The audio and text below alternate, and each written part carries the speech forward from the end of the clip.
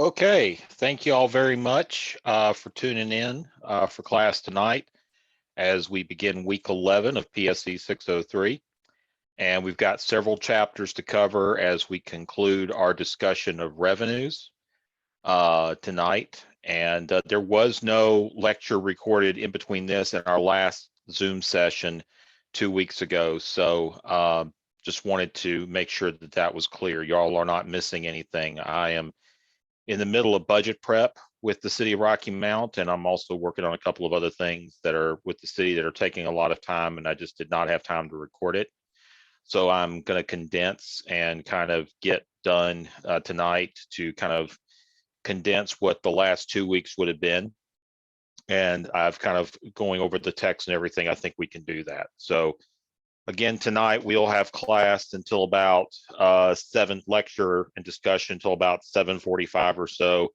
Then we'll start lab 15 minutes after class ends. So that'll probably be around 8 o'clock. And we should be done by 9. And in case anybody's wondering, tip off of the NCAA championship game isn't until 9:20. So y'all got plenty of time for that if you choose to attend and participate. So first of all, we're going into part 2 of revenues and covering tonight chapters 12 through 15, as I described in the email this afternoon. So we'll talk about user fees, user charges, and public monopolies from chapter 12. Then we'll get into chapter 13 with respect to revenue forecasting and estimation. And then we will go talk with respect to chapters 14 and 15, talk about intergovernmental fiscal relations, also debt administration. And then our lab exercise tonight is going to be on forecasting, and it's going to be, what I've decided is to focus really on revenue forecasting, because I think that that's the one that requires the most attention in the budgeting and financial management process. Expenditure forecasting, while it's important, it is oftentimes in budget processes, expenditure forecasting is kind of set aside, particularly at the local level, because really it's driven primarily by how much revenue you have available from existing or projected revenue sources. So the forecasting will look at revenue forecasting, and we'll be kind of going deeper into the revenue lab that we just finished, and we'll actually be looking at some different ways to actually do some independent forecasting, and I'll kind of share how to do that. Are there any questions at this point?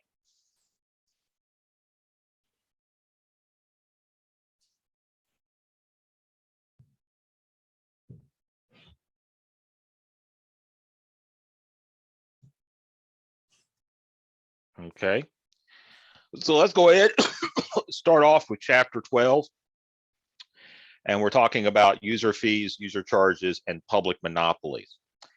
In the lexicon of looking at these types of revenues, which are separate from taxes, a lot of times the phrase fee or charge is used synonymously, but in the text, it actually differentiates between what fees and charges are. And then we talk a little bit about public monopolies or fiscal monopolies, but can anybody tell me what the difference is between a fee and a charge with respect from this text?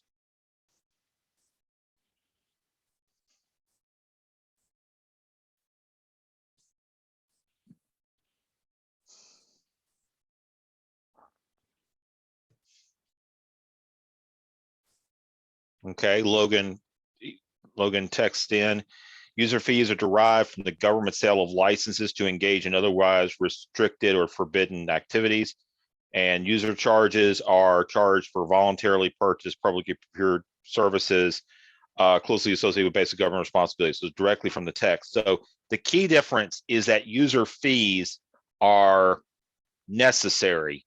They are for restricted activities, to be able to use restricted activities, whereas user charges are for voluntary expenses. So what would be an example of a user fee of something that we would acquire from government that would be a user fee? Business privilege license? Yes, if you were living, if we were back in the old days, in North Carolina, we had business privilege licenses, which basically was granted, which was issued by a local government that had the authority to be able to use it. That would be an example. Jillian, community center membership are, I would probably, that's an interesting one. Explain that a little bit.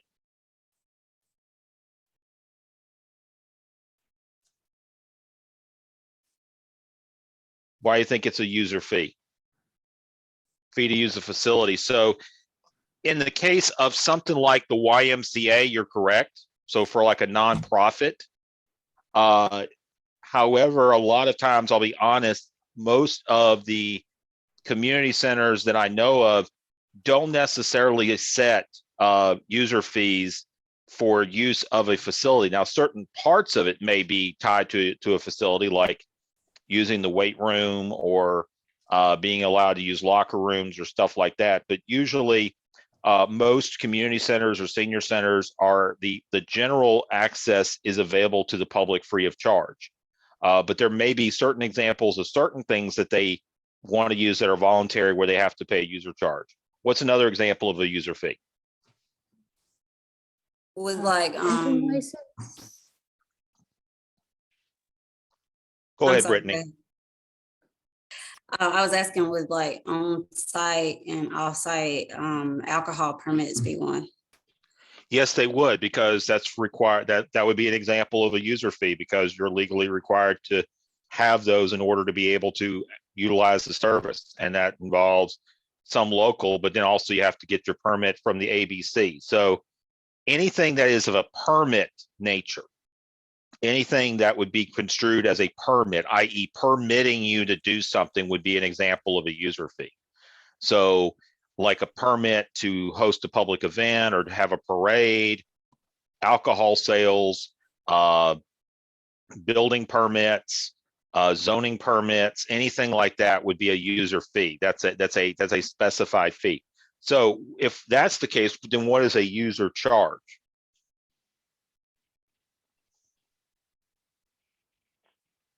What would be an example of a user charge?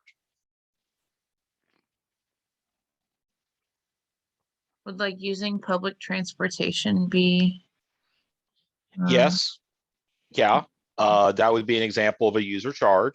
You're using the government provides the service, but it's a voluntary, you're not required to use it. So that would be a user charge. Parking meters is another example. Highway tolls, so that's more with respect to fiscal monopolies in this case, but it could be seen as a user charge, particularly if there is a tollway that runs parallel or along a similar route to a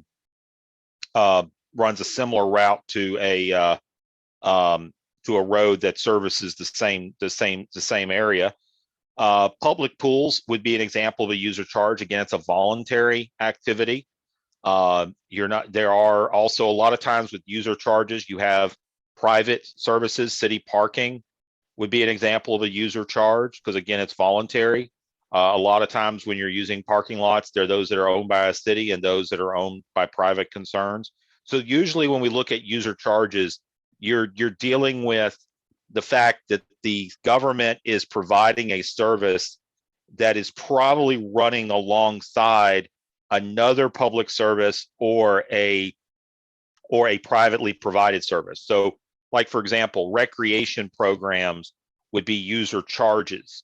It's really funny though, because in the categorization of revenues, fees and charges are typically set aside together, even though sometimes what they do is they do have a separate category for like permitting fees, and then everything else in fees and charges is treated similarly. So those are the differences between the two of them. Obviously, this is used a lot, and if you looked at like the revenue example that I gave you from our general fund, you saw that there is a lot of fees and charges that are put out there by local governments, and they also exist at the state level. and to some extent even at the federal level, what are some of the advantages of using fees and charges? Well, it targets the people who are using the service. So the people who aren't using the service aren't paying for it. Ideally, that would be the case. A lot of times, like with planning and development offices, you typically try to structure those departments so that they generate most of their cost back from the selling of permits, because their business is primarily driven by the issuance of permits, the inspection processes associated with those permits, and so on. So in those cases, those operations are going to primarily be dependent upon their own revenue. Doesn't mean that they're totally dependent upon their own revenue, or can be in all circumstances. But like, for an example, after the 2008 recession, while we didn't lay anybody off, one of the things we did was that we froze a lot of jobs in our planning and development office when they became vacant. There were a lot of people who retired.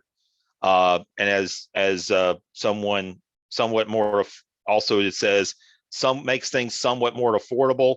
Absolutely, there are times where you try to provide services at a more economical level to residents, particularly if you see the need for the residents that they can't necessarily access purely privately provided services. This may be the case, particularly with recreation programs, summer camps, sports leagues, community centers, and senior centers. And as John points out, demand driven from a theoretical perspective, and the permit office is a good example of that. So what are some disadvantages to using fees and charges?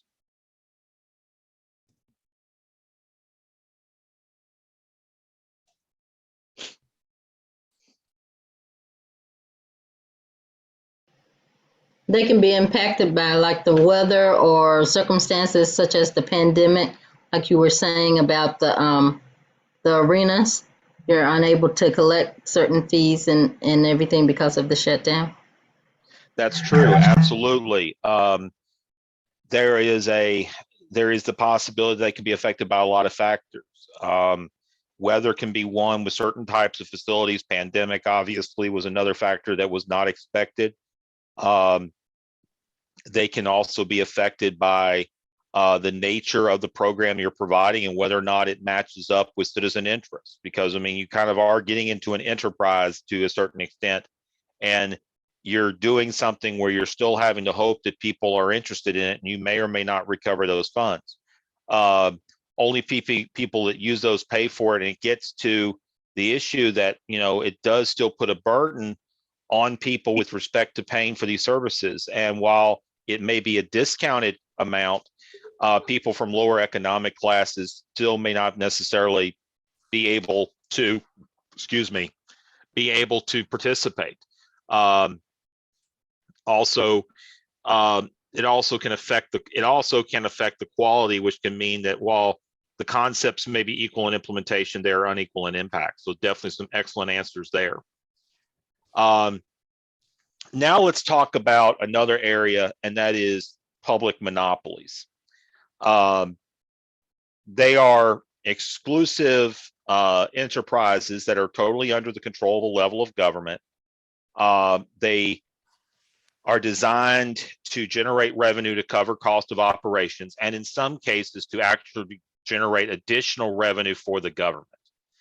Probably the widest example in North Carolina is the ABC, the Alcoholic Beverage Commission, which has exclusive rights to the sale of packaged liquor in North Carolina. So it's a very weird system in the fact that while it's a state commission organization, the franchising of these stores it's not franchising, but the ownership and control of these stores is managed at the county level.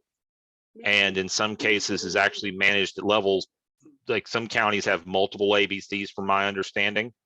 And there is, they are involved in the sale of it. In other states, it's purely a state or commonwealth issue, like in Virginia. They are all the same ABC. It's all controlled by a statewide agency. They're definitely, it's definitely an example. That's probably the most common example that people are familiar with. And then the other one that probably most of y'all are familiar with is the lottery. It is the most common example nationwide of a state of a public monopoly, in the fact that that lotteries, I don't know of any privately held lotteries in the United States. Almost as far as I know, lotteries are governed, regulated, and owned by state governments. And they are the ones who generate the revenue. They do pay out a percentage in terms of prizes to players, but then they generate a significant amount of money, and that money is designated for various purposes. Here in North Carolina, it primarily goes to schools, primarily in capital contributions to our school construction. In other states like Georgia, it goes to provide college tuition assistance. So they're all a little different, but again, that's a very common example. Toll roads were mentioned. That's another example of a public monopoly, even though I look at it a little differently than what the book looks at it as, because even in the case of a toll road, it's providing a monopoly in terms of that particular road. But typically, when a toll road is built, it's not exclusive access from one location to another. In almost all cases, it's usually just faster, more controlled access from one location to another. You can still get from point A to point B for using general roads or paths, but the toll road provides a more efficient or expedited means of travel. At the local level, the most common public monopolies you have are utilities. This can include electric service. There are over 60 electric utilities that are locally owned by municipalities. Plus, then you have several dozen more that are what are known as cooperatives, which are publicly owned but are not part of any particular governmental jurisdiction. You have half a dozen public gas utilities in North Carolina. Rocky Mount's one of them. Then, of course, you have hundreds of water and sewer utilities, which provide treated water, and also do wastewater treatment for residents as well. And in the case of these services, these territories are exclusive. In North Carolina, in only a handful of states, Texas and California are two of them, do you have the ability to actually purchase electricity from multiple electrical providers. In North Carolina, wherever you live, you have one electric utility provider. You either, and obviously in much of the area of the Triad and the Triangle in central North Carolina, a lot of people are on Duke Power. But some of you are also on municipal systems or co-ops, and that's purely dependent based on where you live. For example, I live in Rocky Mount, but I actually live on the western side of Rocky Mount. And for gas, water, and sewer, I get those services from the city. But for electricity, I'm a Duke customer, because Duke's territory actually, Duke's defined territory actually includes this part of the city. So if I go about 2 miles further east into Rocky Mount, I would be on the city's electric system.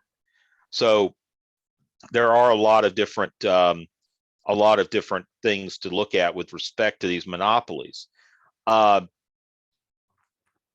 Internet providers it's a little different. Internet providers are a public utility, but they're privately owned in almost all cases. First of all, in North Carolina, due to legislative changes that have occurred over the last 20 plus years, we're not allowed at the local level to set territories for internet providers. An internet provider gets a franchise from the state to be able to provide service, and that includes cable and telephone. So they can set up their service anywhere in the state they want once they get a franchise. And so as such, it's not a monopoly service because they can compete to one another. Even those publicly owned internet providers like the Greenlight service in Wilson or the service in Salisbury, those that were built before the state forbid any future building of city-owned or publicly owned internet providers, those providers still compete with private providers. So it is not truly a monopoly. And when I say franchise, yes, similar to a charter the charter franchise would be similar to that, John. So internet is not exactly the same case, but electricity is governed differently in North Carolina and in most states.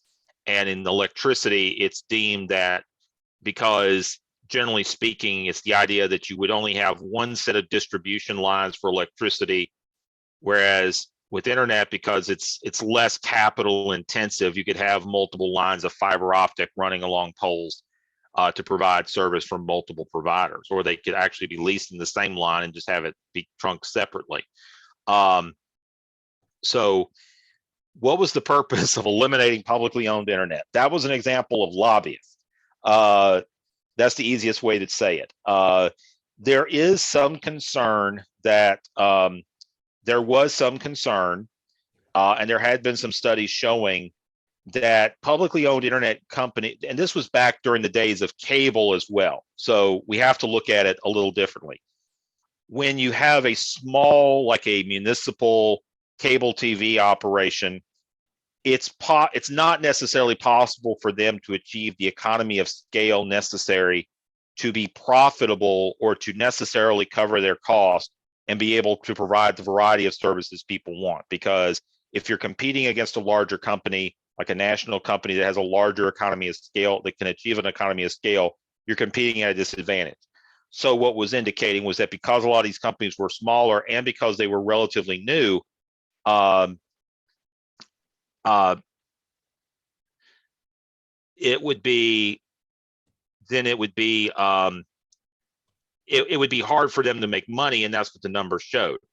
But the real reason was because the telecom companies, the private companies, didn't want to see the competition at the local level. That was the honest fact. And so back in 2011, the legislature passed a bill that basically excluded municipalities from being able to develop develop internet systems. We've of course now moved into a generation where nowadays you don't have to provide cable to be a service provider. You can just provide internet and people will subscribe via apps and other technologies. So the ability for municipalities and other government government level groups to achieve economies of scale is there. What the state is doing is that, because again, lobbyists, they are allowing counties and cooperatives to be involved in creating public-private partnerships with telecom companies to be able to develop systems in areas that are not being served, but they still prohibit municipalities from being able to provide those services. Rocky Mount is one of those cities that, even though we do technically have two private ISP providers, we still have parts of the city that are not served by either one of them. But neither of them is a nationally known company. Both of them have some quality and service issues.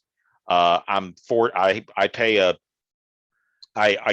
to do this from home on Wi-Fi through one of those providers, but I would get much better service from a different provider if I could. But we don't have Spectrum, we don't have AT&T, we don't have some of the services that many of y'all are familiar with in other parts of the state. So to follow up with John, yeah, water is typically a public monopoly. It is governed in different ways. There are many municipalities that own water distribution systems.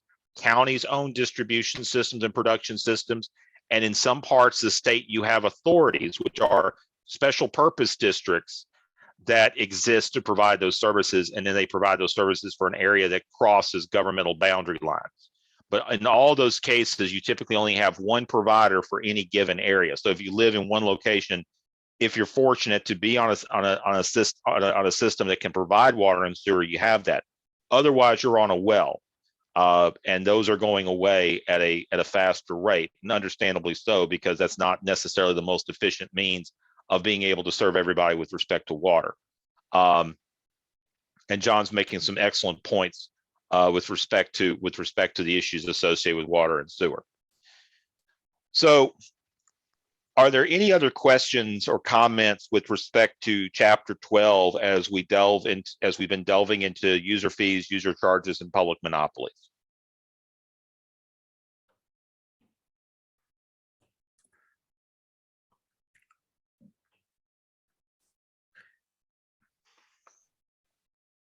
Okay. We'll go to the next one, and that's Revenue forecasting and estimation. Everybody's favorite topic. So as the author of as Dr. Mike Sell talks about, the goal with revenue forecasting is to predict a baseline. And that is to look at what you are, to really understand what is the baseline that you have to work with going forward into the future. Typically forecasting, there's two levels. There's kind of what I like to think of. I like to think of forecasting in three different levels. There is short-term future forecasting, which, and really I'll count it to two, which works in two different areas. When I forecast typically for a budget, I'm first of all trying to forecast how much I actually project to collect in the current fiscal year. Welcome to the Thrift Savings Plan. And I do that so that I can the TSP, including expanded thrift line service options. Find out more on tsp.gov. Callie, can you mute your line?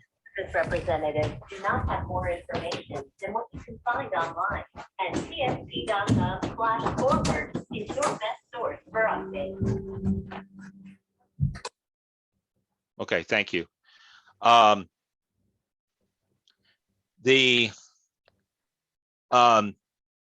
So going back to what I was saying,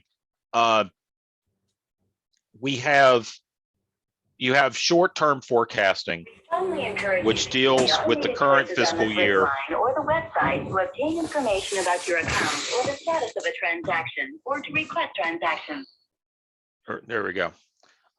We have short-term forecasting, which goes into the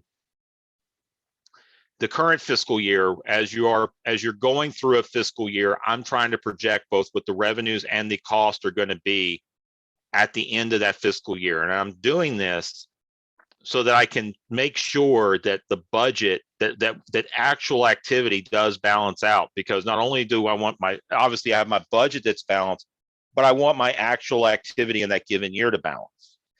And so that's very important. But then it also creates the baseline for then projecting and forecasting what revenues are going to be for the next year. And in the examples that we did in the revenue lab, I kind of gave you the information to begin with, mainly just so that you could understand how revenue budgeting works. And this next step we're going to take in the lab is going to be about actually figuring out what that baseline for the current year is, so that then you can factor what you think the baseline is going to be, or what the next baseline for next year is going to be. There are multiple methods and there's multiple factors involved, but let's take a look at these methods.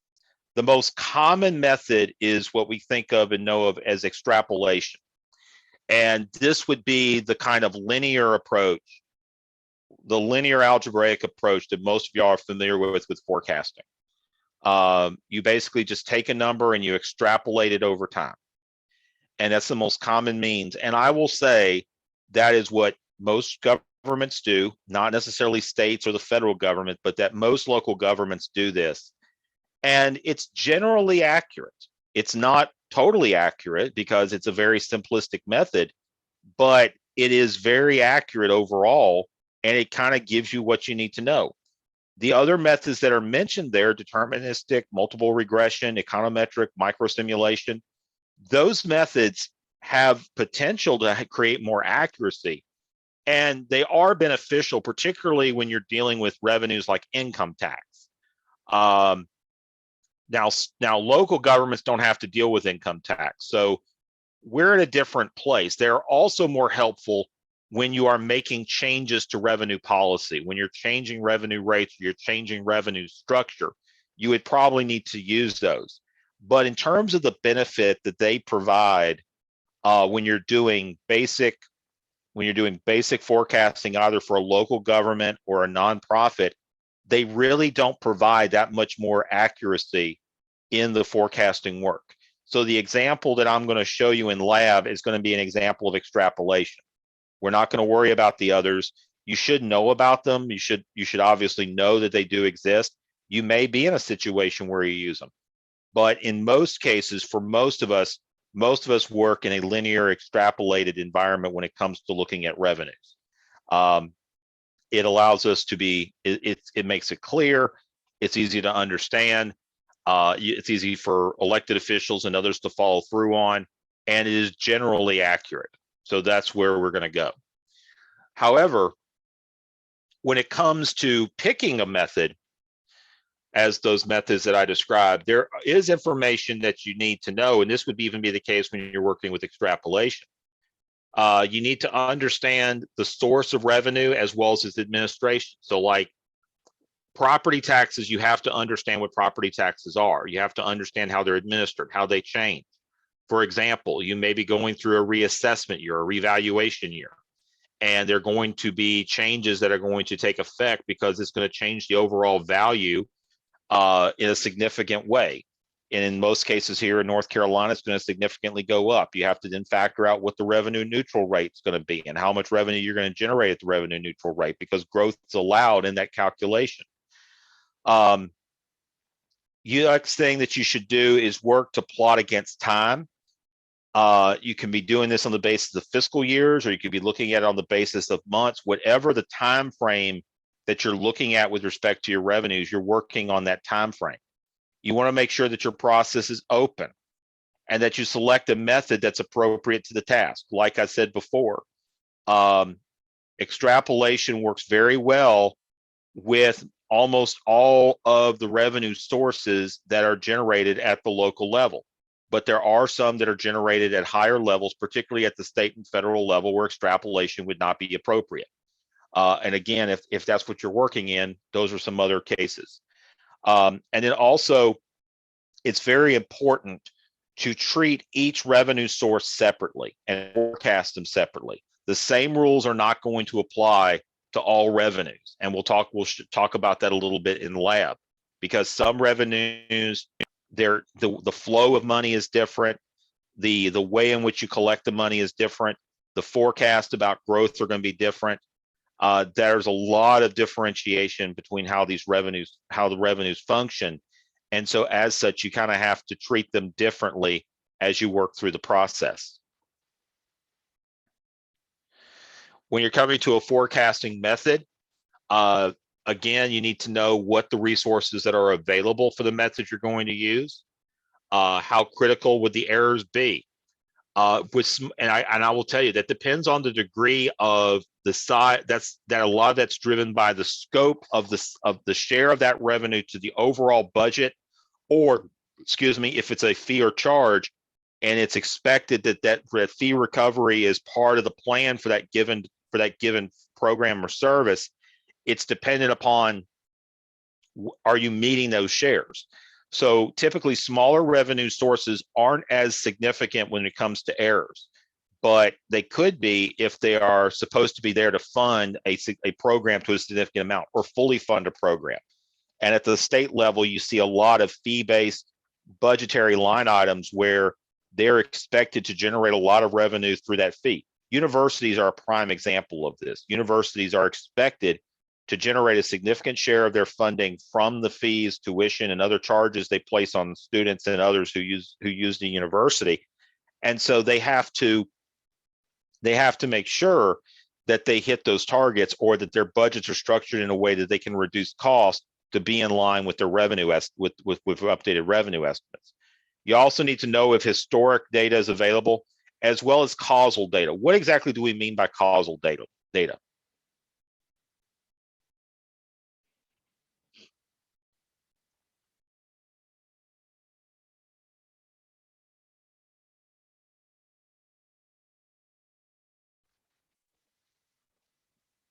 What do we mean by causal data?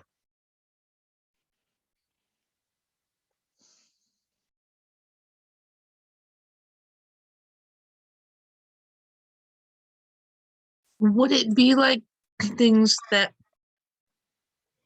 happen at certain times or between certain periods of times that you can sort of collect information about and sort of like make your predictions based on those sort of co-occurring?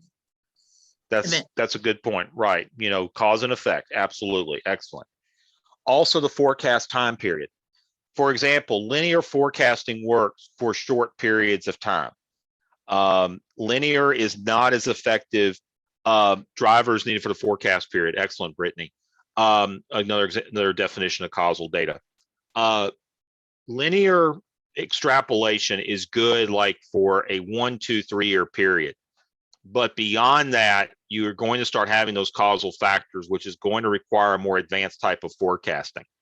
And that can be a challenge. So a lot of times, and I like to joke, there's a lot of us at local levels who have 5-year forecasts, but we're honest in that we tell our governing body that years 4 and 5 are purely an estimate. It's like throwing a dart at a dartboard, because we don't have the resources or the time to be able to use more advanced methods.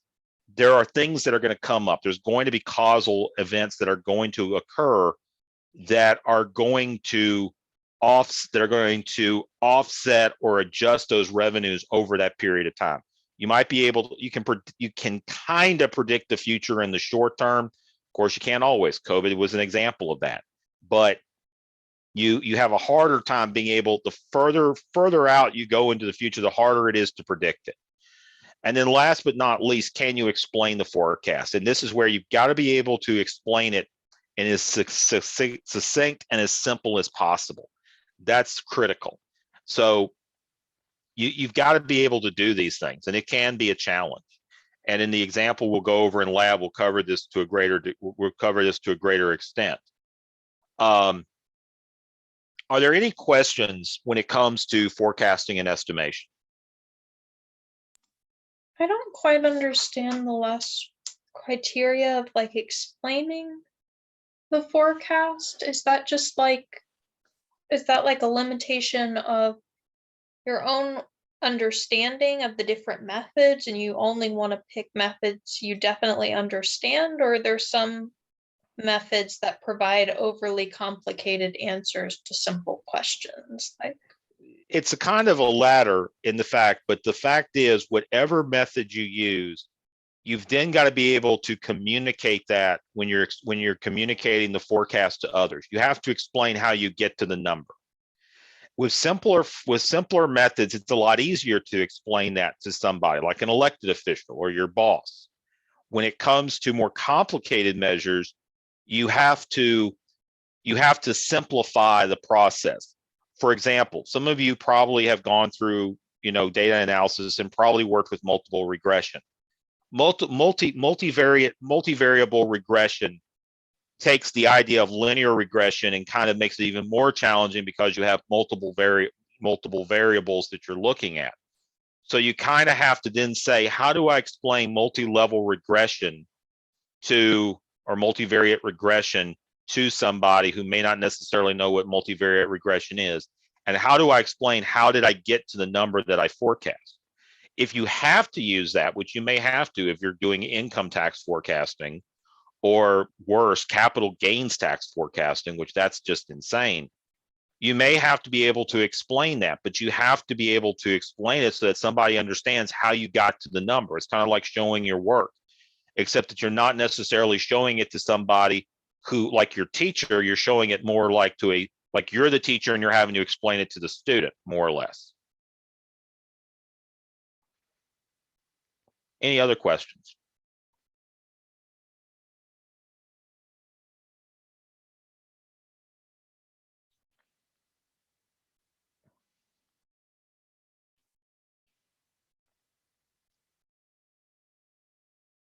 There's a lot more in this chapter, but I wanted to focus really on what matters for your work. But I will say this, obviously, the key with forecast is they have to be updated. I didn't put this in the notes, but I will say this. It's important to make sure that you update your forecast.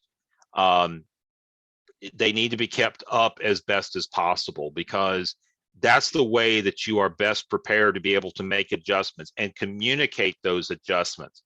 So just simply doing a forecast once a year is not enough. I update our forecast on a quarterly basis, and then as we get closer to the end of the fiscal year, I actually update it on a monthly basis. And I do that because I still want to make sure we hit where we're supposed to hit on revenues. If we have more revenues than we project and our expenditures are lower than I projected, then that's great, excuse me, because that means there's money going back into fund balance.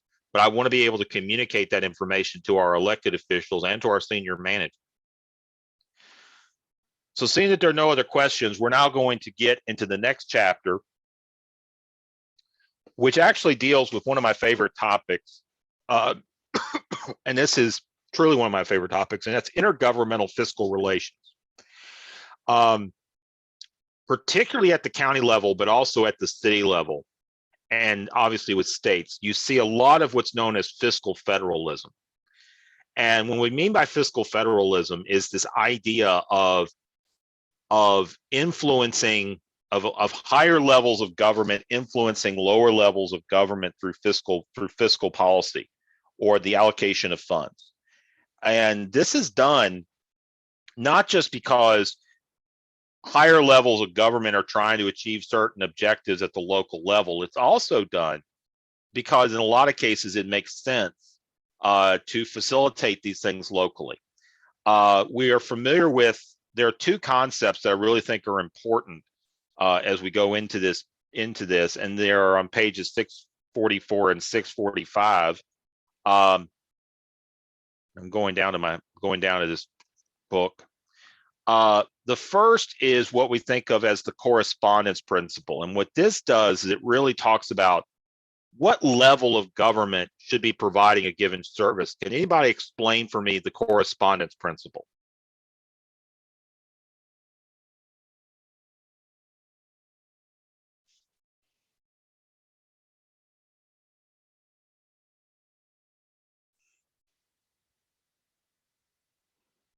Okay, Logan.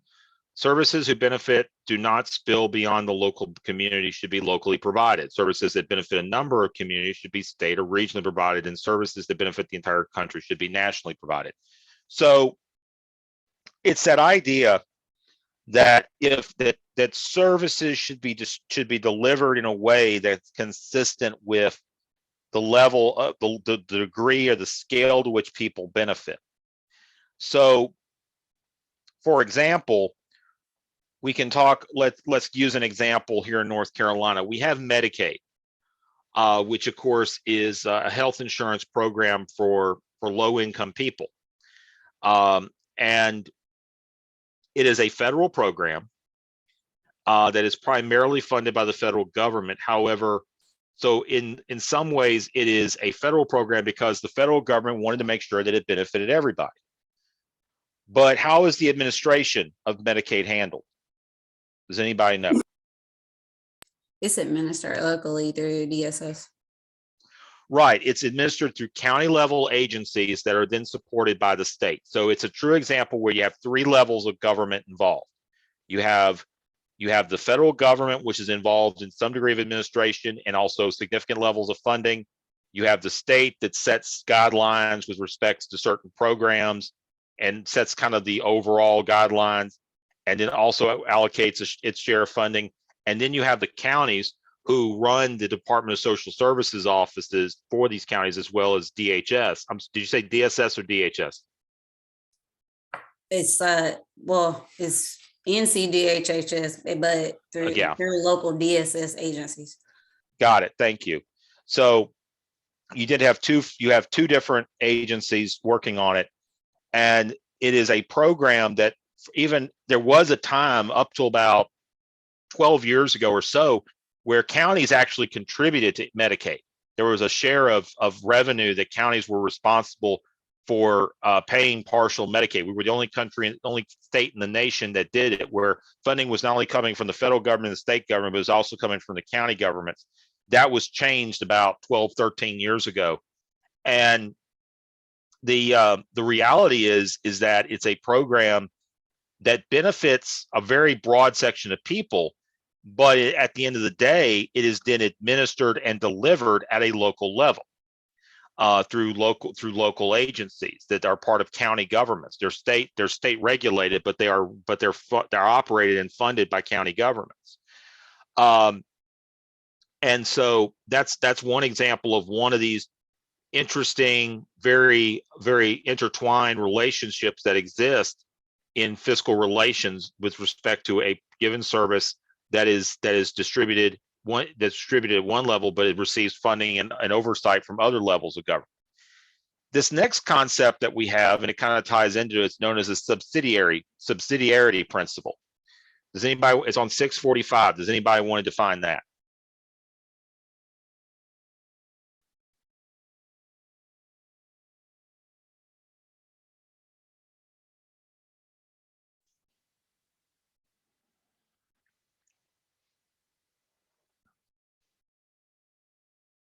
Good job, Sam. Lowest level of government should administer a program of service. The only thing I would add, as it says here in the definition, that can deliver the function efficiently. So in this case, when we talk about Medicaid, what we're really talking about is that the lowest level that can do an efficient job or is perceived to do an efficient job is the county, in the case of North Carolina. Now, other states do it differently.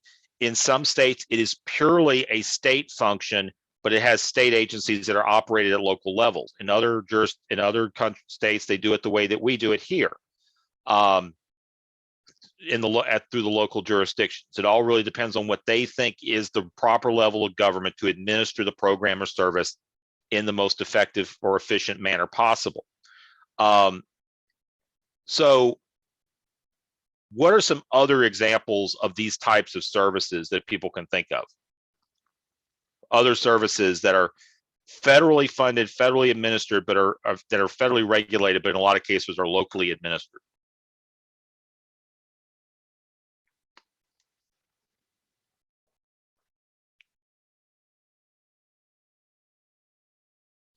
Block grants definitely is one, and we'll get to that in just a second. Absolutely. Yeah, I don't know if that falls into this category, but I know right now, like a lot of local governments are having trouble with their like capacity for being able to spend all of the spend and administrate all the money they got for like Yeah, we'll talk about rebuilding that when we after get. COVID that they got from the federal government. So that's Yeah, actually and a we'll. problem where they got all this money, but then they don't have like enough administration to like handle it. True, and we'll get to that when we talk about block grants. So excellent point. John brings up highway maintenance. Definitely is one. Again, you have federal money for highways. The federal government itself really doesn't do that much road construction. They allocate that money to states who are responsible for the road construction, and depending upon how states operate, they then allocate it to local levels of government.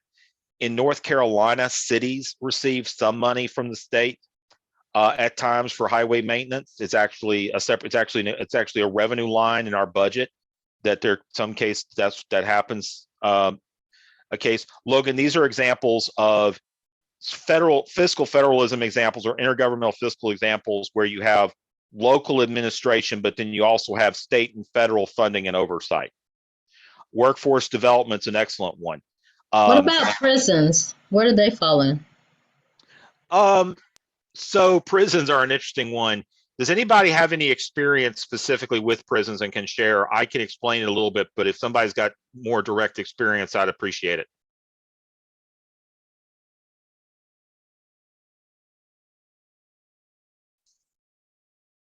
Okay, sorry, I didn't. Okay, just want to make sure. Okay, so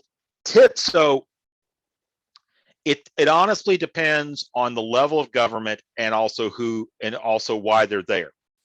So for example, the counties are responsible for their own jails. They might get some assistance from the states, or they may get grants from the state or the federal government at times to help with paying for their jails. But typically counties are primarily responsible for the incarceration of their own inmates for short-term purposes, like for holding or for short-term sentences. The state then operates its own jails, which are for longer-term convictions. And of course, they have multiple levels of security and so on. And they're responsible for paying them. And I also think there is some ability to get federal grants. I'm not exactly for sure. What can happen, however, is, for example, and this has happened more recently, is that you have these circumstances where both state and federal prisoners are actually housed at local facilities or state facilities in the case of federal detainees that are being housed at like local and state facilities, and they pay for that privilege of being able to house them there.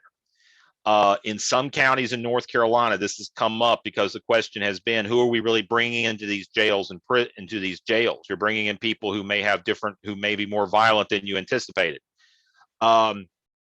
But for the counties, they see it as a way to make revenue because they get paid for the use of their beds. So it's not a true fiscal federal example, but there is some degree of intergovernmental involvement with jails and prisons. There's some degree of involvement. Drug treatment programs are one.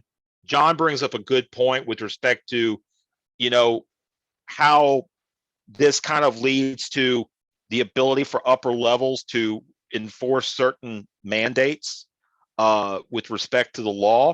That was a good example there when they raised the drinking age from 18 to 21. Mandating seatbelts is another example. Lowering blood alcohol levels to be considered driving while impaired is another example. Basically, the federal government wanted to do these and said, if you don't do these, then we're going to take away highway funding from you. So the states pretty much played ball on that. And yes, Jacqueline, public education is an example.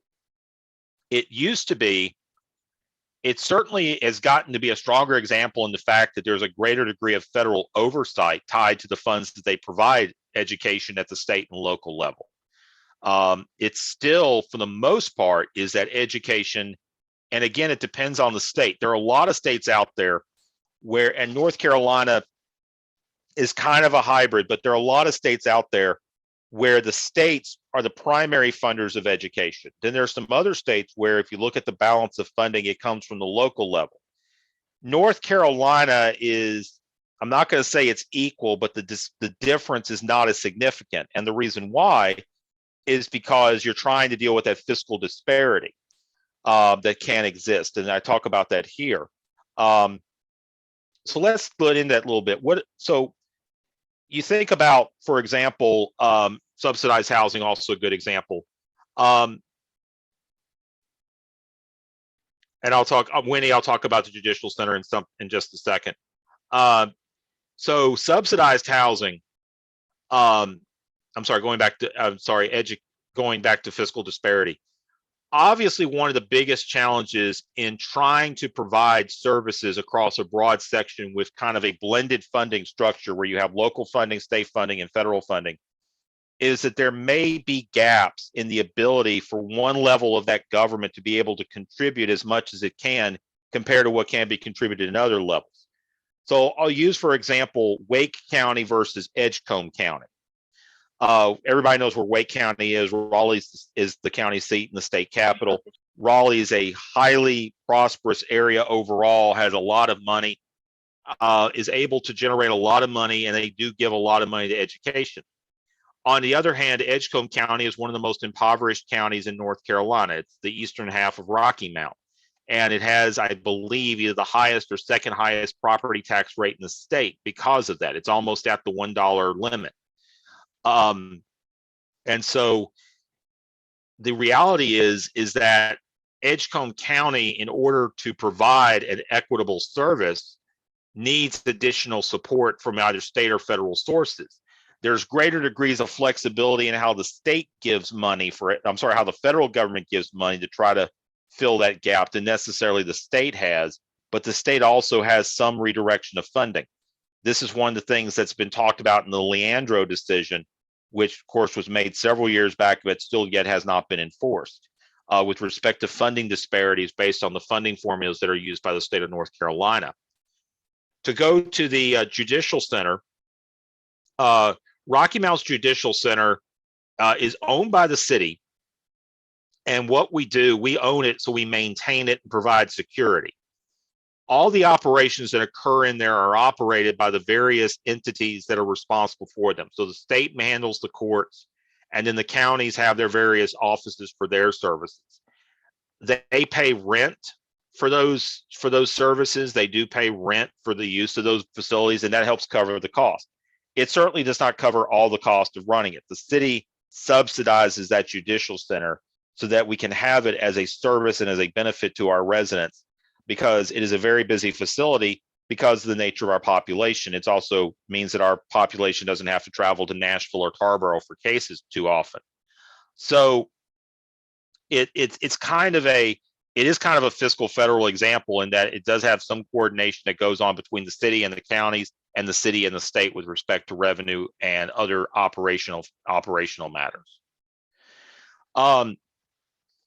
The other thing about that we also look with localizing and the subsidiarity principle is that sometimes larger does not necessarily mean better. Scale kind of has its limits to it. First of all, there might be the inability to achieve an economy of scale. There's certain kinds of services or functions where you don't gain efficiency with increasing size. And even then, if you are able to achieve scale, you're not necessarily able to guarantee price or quality. You think about it like with a restaurant, as a restaurant grows and a number of franchises, number of locations, it runs into quality problems. It also may not necessarily be able to maintain the same price structure. There are certain factors that you, again, the curve on efficiency, even with economies of scale, is a bell curve, not a straight, not an ever growing line. It eventually hits a zenith point, a maximum return rate, and then starts to diminish in its return rate.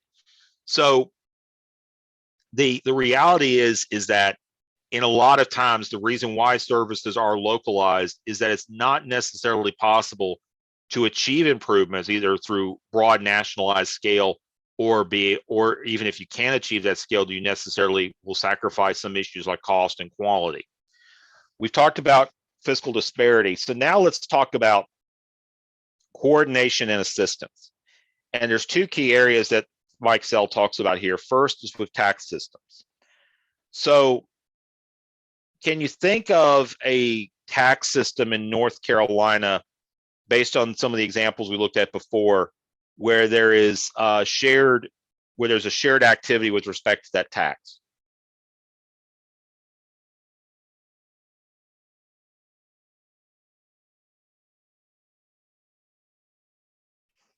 When you say share, do you mean the revenue collected, part of it is going to the federal government and part of it's going to the state? Well, let's look at it from North Carolina. So there's a couple of examples of revenues that are state administered, but the revenues not only go to the state, but they also go to local governments. What's an example of that?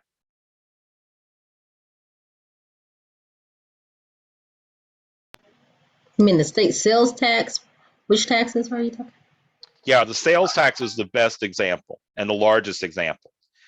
So sales taxes in North Carolina are a little complicated when you look at them from a legal perspective, but the easiest way to explain it is this: the state is responsible for collecting sales tax from businesses. The counties and the municipalities don't do anything with respect to collection of sales tax. It is totally the responsibility of the state and the Department of Revenue. They collect the revenues from taxes, and then they distribute them. Now, a significant share goes to the state. The state collects, I believe it's crud, I'm blanking here, about 4.75% of the 6.75% rate goes to the state. The remaining 2% goes to local governments. And it is distributed on a formula basis, both to the county and then also to the individual municipalities within that county. And there's two different ways that they can calculate that formula. One is based on population, and then the other one is on taxable property value. Most places use the population model. But what it does, first of all, it ensures that the county is going to get at least 50%, because all the county residents are counted at least once for that. Then you count all the residents that live in municipalities. So, the county is going to get at least half, if not more than half. And then the municipalities get the remainder. And again, it's based on a per capita allocation.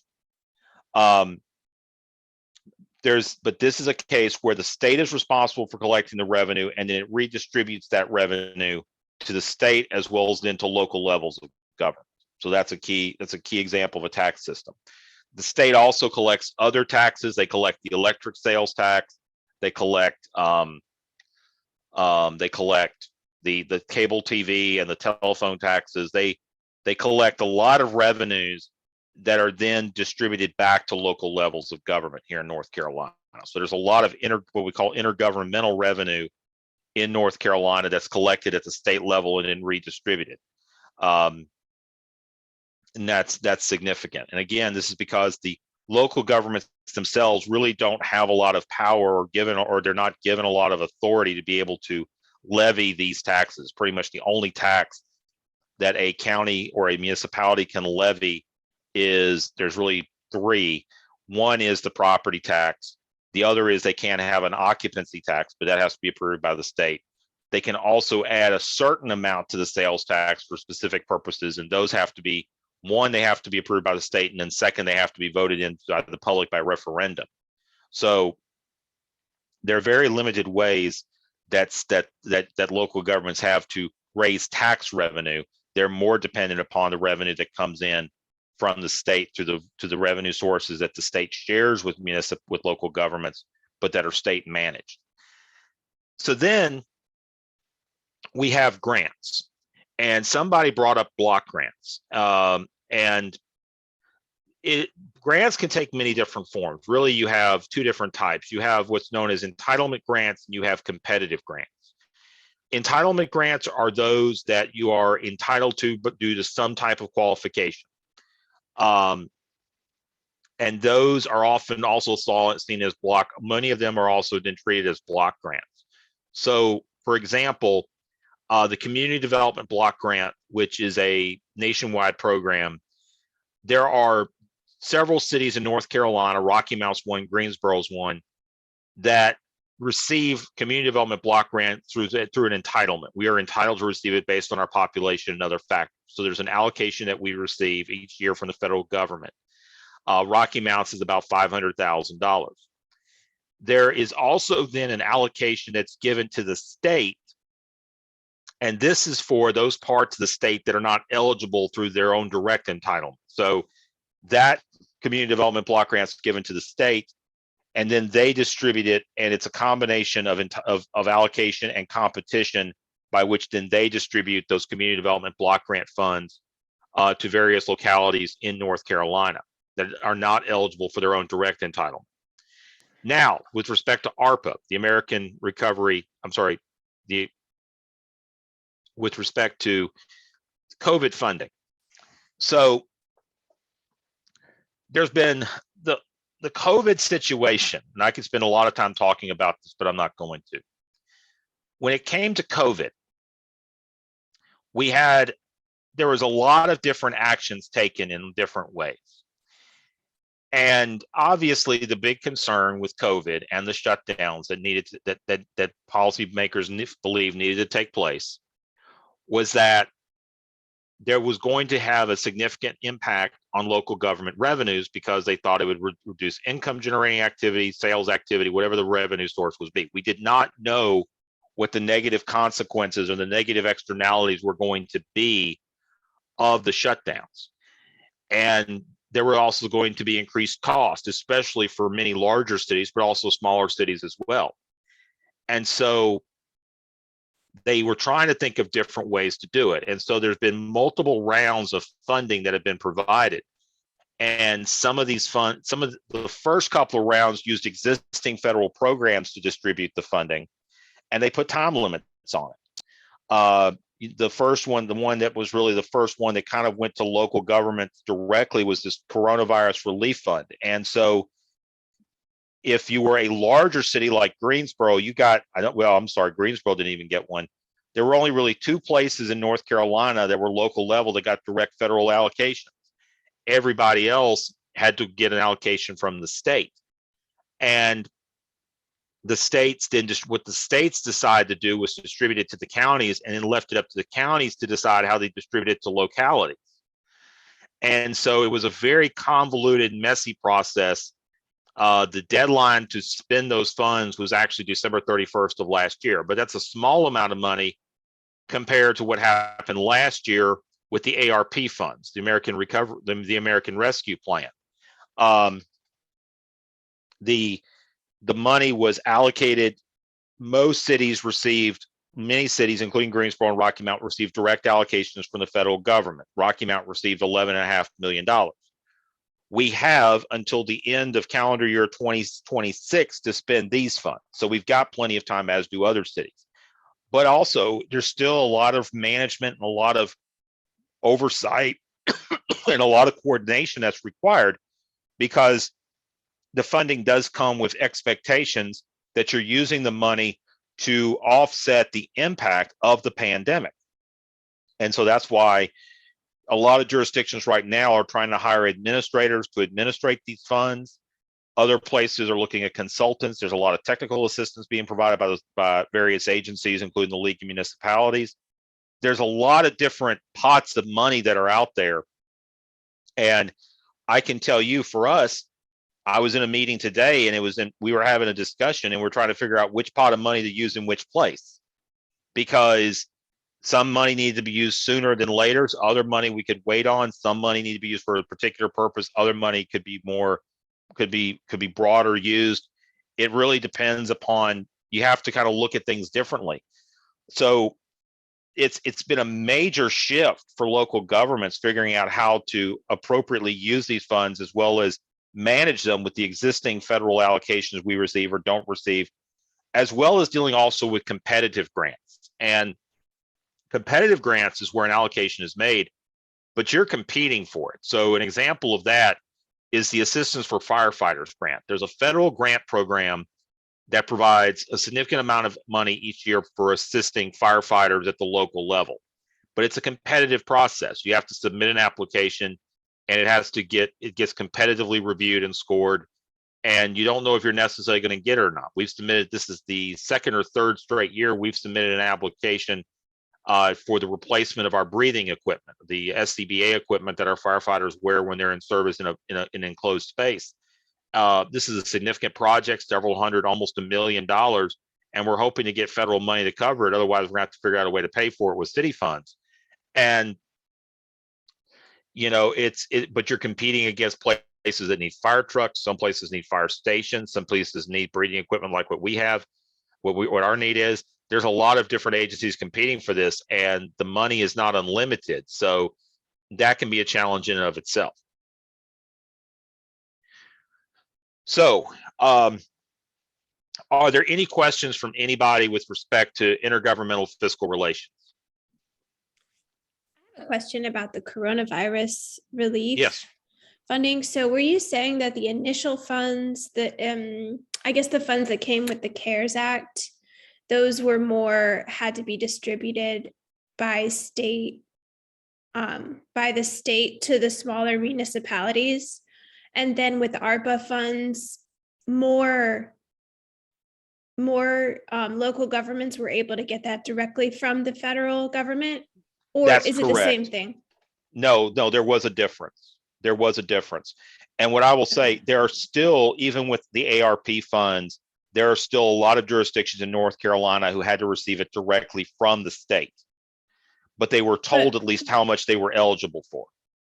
But Rocky Mount, for example, was big Rocky- enough to get Yeah, it Rocky from Mount it. was big.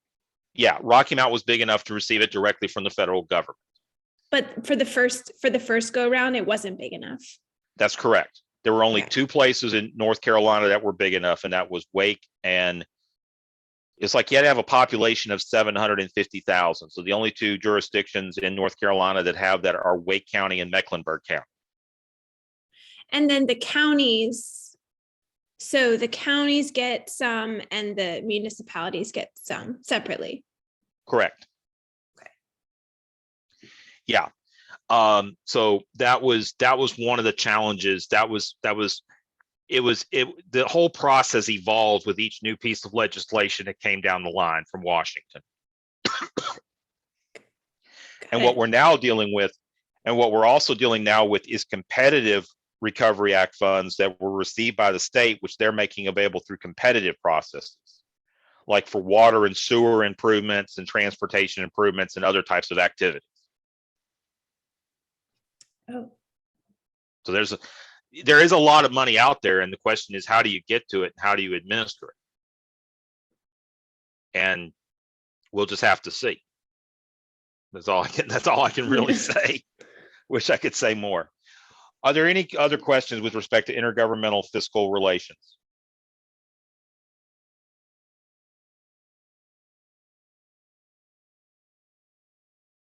Okay.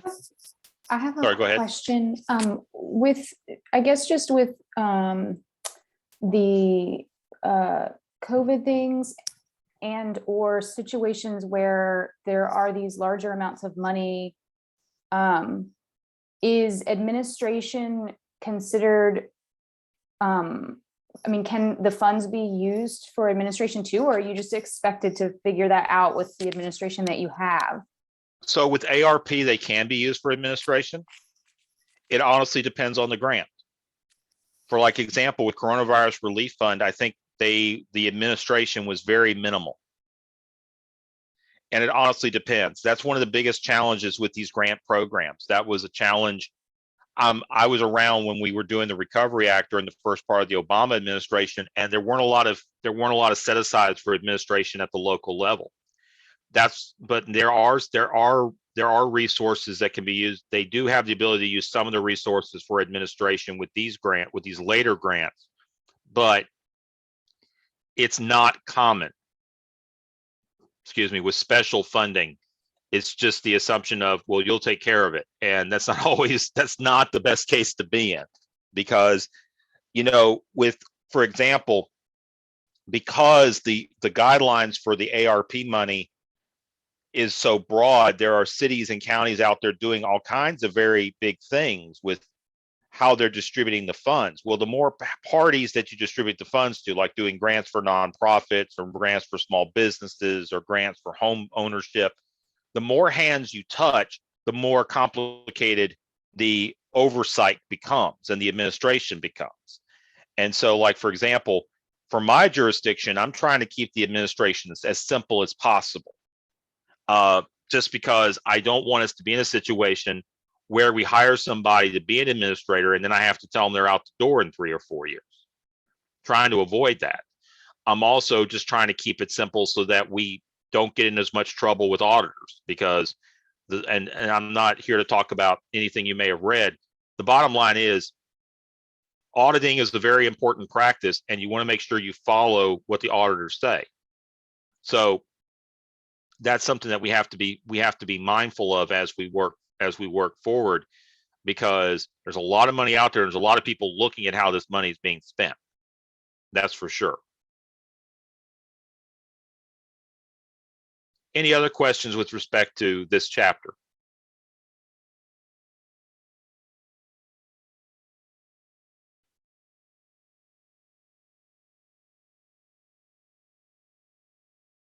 Okay. Now we come to debt administration. And I might actually come back to this next class. I might finish this up next class, but I did want to cover the chapter to begin with. So first of all, there's a lot that's been written about federal debt, but the easy way to explain it is that because the federal government and the Federal Reserve are in a position where the dollar is a reserve currency for the world, there is not a lot of limitations on how much the federal government can borrow or how they can choose to borrow it. Federal government sells debt instruments that mature anywhere from 1 year to 30. In fact, I think they may even have a 50, but I know they have a 30. And of course, traditionally, the longer the term the debt is in terms of to maturity, the higher the interest rate. The federal debt is only restricted by what's known as the debt ceiling, which is kind of like which is where Congress sets the limit on how much net debt can be borrowed at any one time. And they do go back and adjust that upward on a pretty regular basis. There have been some times where it was automatically extended, but it's typically, I think they're back to a part where they now have to do it more explicitly. Federal debt is considered a pretty strong investment tool.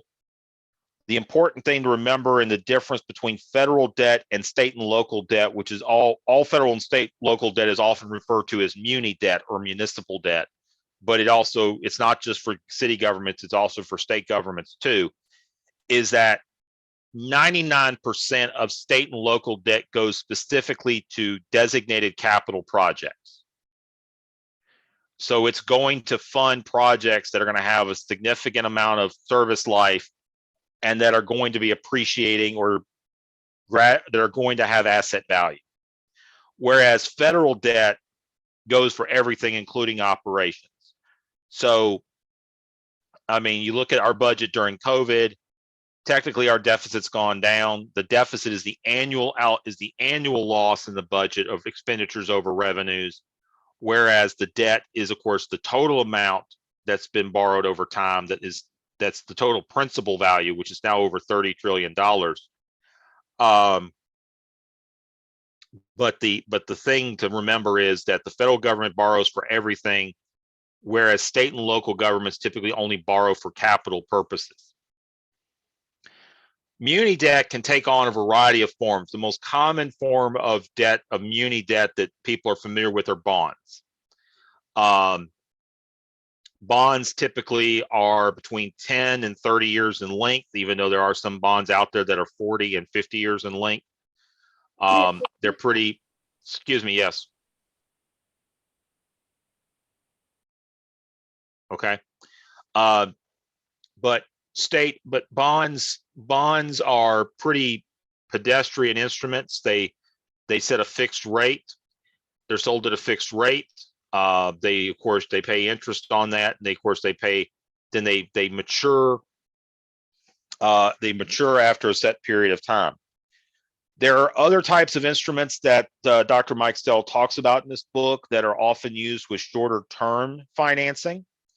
One is known as lease purchase, where you basically lease back an item and you pay a financing on it. It's really good for short-term debt. In fact, we use it a lot in the city of Rocky Mount to purchase heavy equipment, fire trucks, as well as do building improvements. You can typically use it for periods of 10 years or less. The interest rates you get are pretty good. And the reason why is because that debt is actually eligible for an interest only consideration. I mean, for a tax deduction with respect to the interest for the agency that loans it. So they do give you a favorable interest rate with respect to that. There's other types of debt, known as certificates of participation and other means of financing that are talked about in the book. Now, I want to take a little bit of time to talk about debt policy in North Carolina, because I imagine most of y'all will be working in North Carolina. Many of you will be working in local government. So the state has a very conservative approach to borrowing money at both the state level as well as at the local level. And it is a holdover of what the state experienced during the Great Depression. Many southern states were really in a bad place financially as a result of the Depression. And as a result, even in North Carolina, there was some grave concerns about the ability for the state or for local levels of government to pay their debts. One city actually did go bankrupt in North Carolina, and that was the city of Asheville. The city of Asheville went bankrupt in the early 1930s as a result of the Depression and how it affected local real estate and local business. It took approximately 40 years until the mid-1970s for Asheville to fully pay off the debts that it owed from the pre-recession, from the debts that it restructured after the Depression. And as a result of the Depression, and even some concerns before the Depression, North Carolina has been extremely conservative in terms of how it views debt. As a result, North Carolina as a state has the highest bond rating that you can get, which is AAA. It is also one state where if the state of North Carolina wants to issue what's known as general obligation debt, where it is debt that is backed by the full faith and credit of the state, i.e. by tax dollars, the legislature has to approve it, but it also has to go up for public referendum. The same is true for any general obligation debt that is issued by county or municipal governments. Even more so, if a county or municipality or a water service district or anybody like that wants to borrow money for anything more than $500,000, they actually have to go to a state agency for approval. The state agency is known as the Local Government Commission. And the Local Government Commission sets guidelines in terms of how they can borrow debt. For example, in North Carolina, pretty much all debt instruments, whether they be bonds or lease installments, certificates of participation or whatever, are fully matured in 20 years. So we don't do the longer term type of financing that other states do. There are also some other limitations in terms of how they will allow debt to be structured. And it's done in a way to be as fiscally responsible as possible to ensure that the debt is paid back. As such, there are many municipalities and counties in North Carolina that have AAA credit ratings. Rocky Mount itself has a AA plus rating, which is the second highest rating that you can have. So there is a lot that is done to ensure, and while it is it can be very restrictive, and it puts a limit in terms of how far the state or the localities can expand services, how far they can take certain things. It's all done to ensure that we are never in a position where something could go wrong and we could end up with a bankruptcy.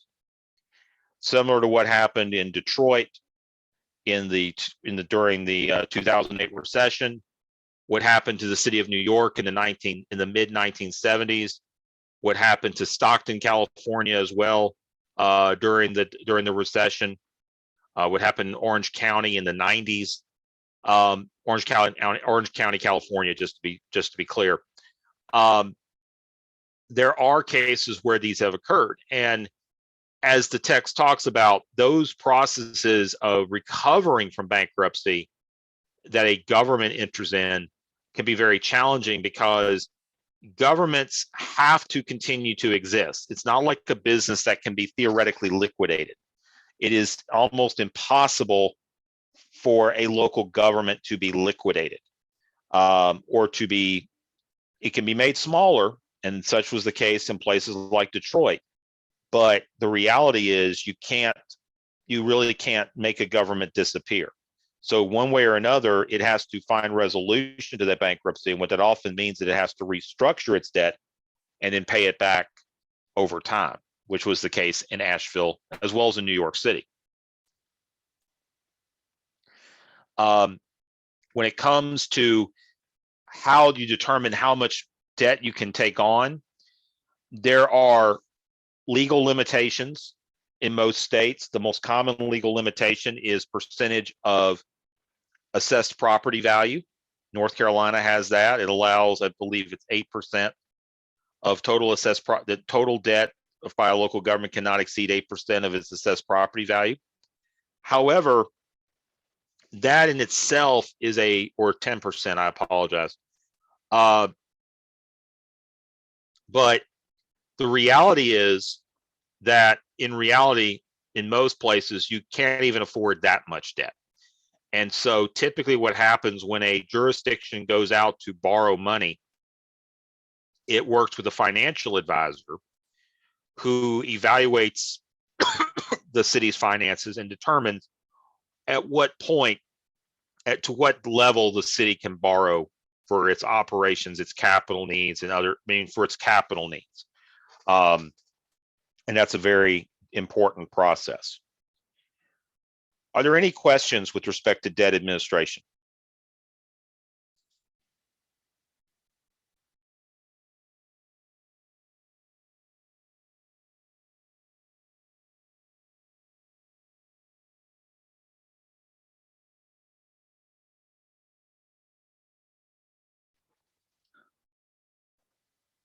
Okay, so the next class will be recorded and available on April the 11th.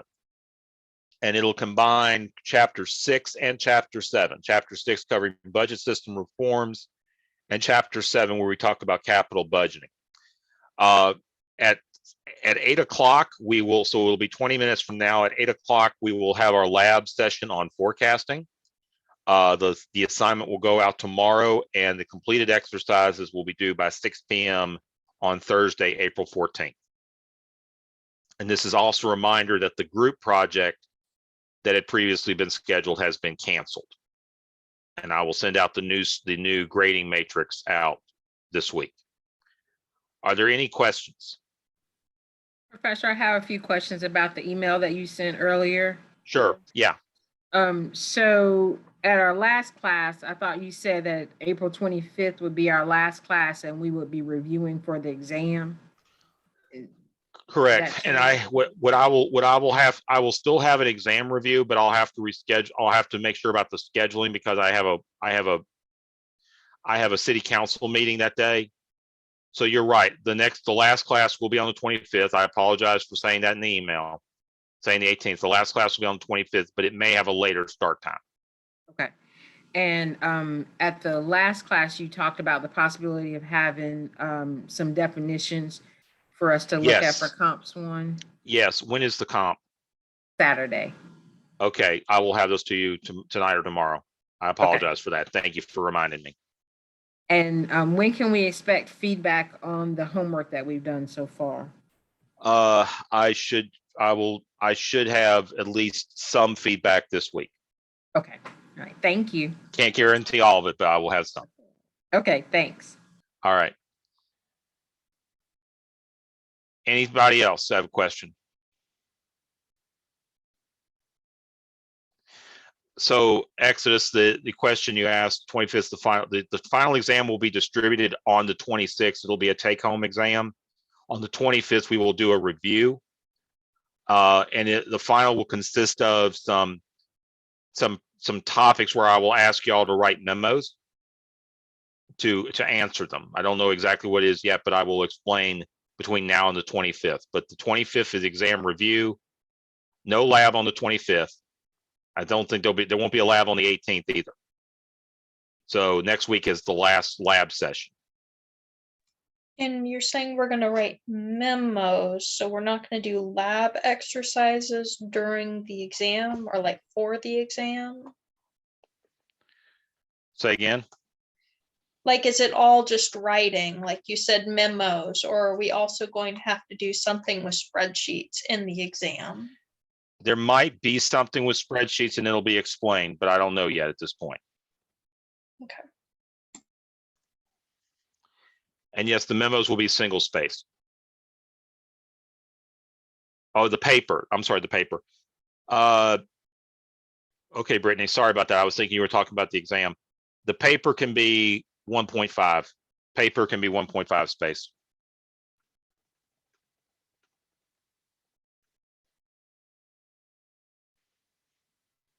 Okay.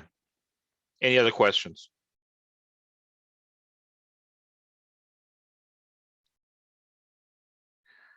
Okay, I will see you all again at 8 o'clock.